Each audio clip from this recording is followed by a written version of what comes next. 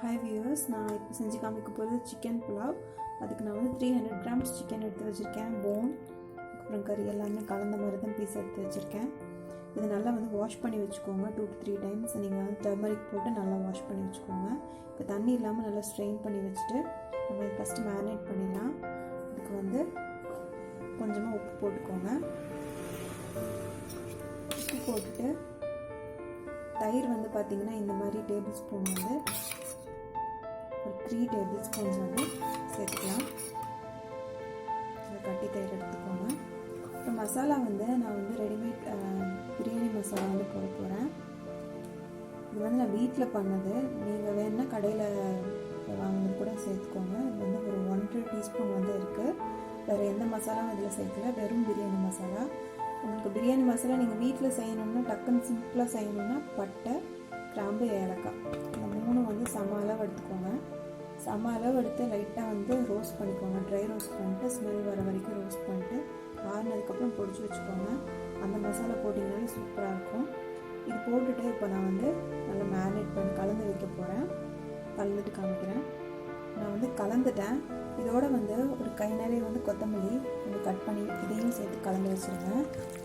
இப்படி கலக்கும் போது அதோட ஃப்ளேவர் நல்லாயிருக்கும், சிக்கனில் நல்லா இறங்கும். இது கலந்துட்டு பார்த்திங்க அப்படின்னா ஒரு 1/2 hour வந்து மேரினேட் பண்ணால் போதும்.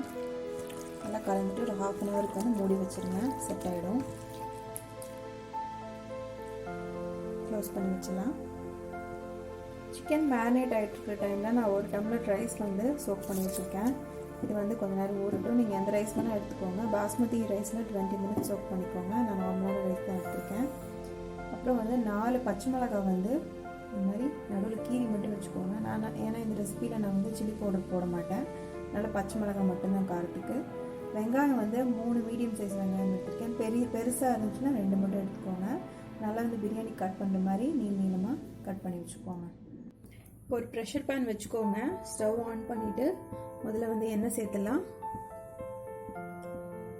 எண்ணெய் வந்து ஒரு 2லேருந்து 3 டேபிள் ஸ்பூன் வரைக்கும் சேர்த்துக்கோங்க. நெய் வேணால் நீங்கள் ஆட் பண்ணிக்கலாம். உங்களுக்கு டேஸ்ட் பிடிச்சிருந்துச்சுன்னா நெய் வந்து ஒரு டேபிள் ஸ்பூன் ஆட் பண்ணிக்கலாம். இதில் வந்து ஒரு பட்டை,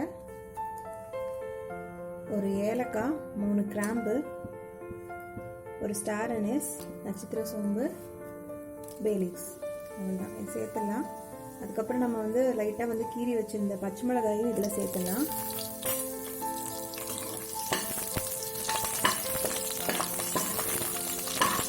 இதோட வந்து நீளமாக கட் பண்ணி வச்சுருந்த வெங்காயத்தை சேர்த்துக்கலாம்.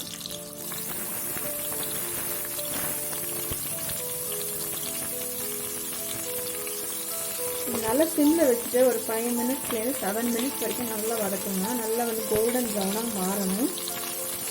இதெல்லாம் நல்லாயிருக்கும் டேஸ்ட்டு புலாவ். வதங்கட்டும். இப்போ வந்து வதங்கிட்டுருக்கு. ஒரு 4 minutes ஆயிடுச்சு. நம்ம இப்போவே வந்து இஞ்சி பூண்டு பேஸ்ட் எடுத்துடலாம். இஞ்சி பூண்டு பேஸ்ட் வந்து பார்த்திங்க அப்படின்னா டீஸ்பூன் எடுத்துருக்கேன். டேபிள் ஸ்பூனில் ஒரு 3 டீஸ்பூன் சேர்த்துக்கோங்க. டேபிள் ஸ்பூன் வச்சுருக்கீங்கன்னா 2 சேர்த்துக்கோங்க போதும். இதோடய இன்னும் சிம்மில் வதக்குங்க.